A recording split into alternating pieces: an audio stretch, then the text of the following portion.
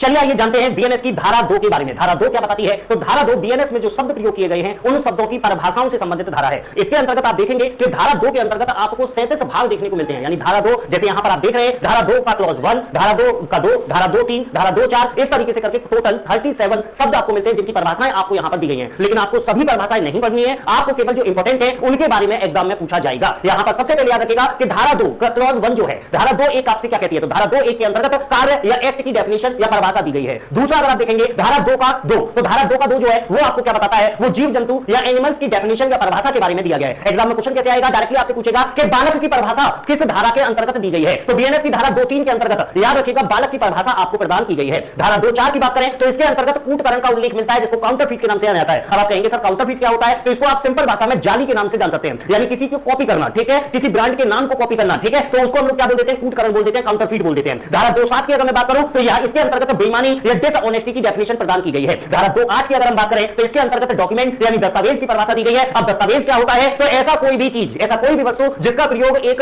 Evidence के तौर पर, साक्ष्य के तौर पर किया जा सके, उसी को आप दस्तावेज या डॉक्यूमेंट कहेंगे। इसके अलावा धारा 2 9 की अगर मैं बात करूं तो इसके अंतर्गत कपटपूर्वक फ्रॉडुलेंटली का डेफिनेशन या परिभाषा प्रदान की गई है। धारा 2 10 की बात करें इसके अंतर्गत लिंग की परिभाषा, जेंडर की परिभाषा दी गई है और जेंडर के अंतर्गत मेल फीमेल और ट्रांसजेंडर इन तीनों को शामिल किया जाएगा। धारा 2 13 की बात करें तो इसके अंतर्गत संश्रय या हार्बर की बात की गई है। अब आप कहेंगे संश्रय क्या होता है? तो मान लो कि कोई व्यक्ति अपराधी है और उस अपराधी को किसी के द्वारा शरण प्रदान की जाती है, मदद प्रदान की जाती है, तो उसी को संश्रय या हार्बर बोलते हैं। धारा 2 14 की बात करें तो इसके अंतर्गत इंजरी या क्षति की बात की गई है। अगर मैं क्षति की बात करूं, इंजरी की बात करूं तो क्षति 4 प्रकार की हो सकती है, जो शारीरिक भी हो सकती है, मानसिक भी हो सकती है, ख्याति की क्षति भी हो सकती है या फिर आपके धन की क्षति भी हो सकती है। इसके अलावा मोस्ट इंपोर्टेंट याद रखिएगा धारा 2 18, धारा 2 18 जो है ये स्थानीय विधि की डेफिनेशन या परिभाषा आपको देती है। लोकल लॉ या स्थानीय विधि क्या होते हैं? तो ऐसे लॉ जो किसी एक स्थान विशेष पर लगाई जाए, ठीक है, तो वहां की व्यवस्था को बनाए रखने के लिए उनको स्थानीय विधि कहते हैं। इसके अलावा धारा 2 24 की बात करें इसके अंतर्गत अपराध की परिभाषा मिलती है। 2 26 के अंतर्गत व्यक्ति की परिभाषा प्रदान की गई है, ठीक है। यहां पर धारा 2 18 की अगर मैं बात करूं तो इसके अंतर्गत मोस्ट इंपोर्टेंट है लोक सेवक, पब्लिक सर्वेंट की डेफिनेशन दी गई है कि लोक सेवक के अंतर्गत किस किस को शामिल किया जाएगा। धारा 2 30 की बात करें इसके अंतर्गत स्पेशल लॉ या विशेष विधि की बात की गई है जो किसी जगह की व्यवस्था को बनाने के लिए बनाए जाते हैं। उदाहरण के तौर पर पशु अतिचारण, ठीक है, पशु अतिचारण से संबंधित यदि कोई कानून बनाया जाता है, आबकारी विभाग से संबंधित यदि कोई कानून बनाया जाता है तो वो विशेष विधि के अंतर्गत रखा जाएगा। और धारा 2 33 के अंतर्गत याद रखिएगा महिला की परिभाषा प्रदान की गई है, वुमेन की परिभाषा प्रदान की गई है। एग्जाम में क्वेश्चन आ सकता है कि महिला के अंतर्गत कितने वर्ष से कितने वर्ष की